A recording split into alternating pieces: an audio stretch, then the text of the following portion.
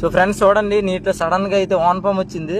ఊరు బాబు వానపాము వచ్చింది. బోట్లు కూడా మనుషులు కూడా ఎత్తుకెళ్ళిపోతుంది, చిప్పులు కూడా. అలాంటి వానపాము చూడు ఎలా దిగుతుంది నీరు. ఏట్రా బాబు వాటర్ అంతా పైకి లాగుతుంది చూస్తున్నారా? చూడలేదు.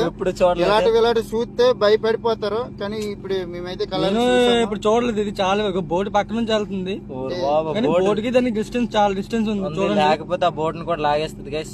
ఫోర్స్ అంట మరి చెప్తున్నారు ఇక్కడ. ఎలాగా పైన వాటర్ వాటర్ లాగుతుంది, తర్వాత వర్షం పడుతుంది అడుగుంది.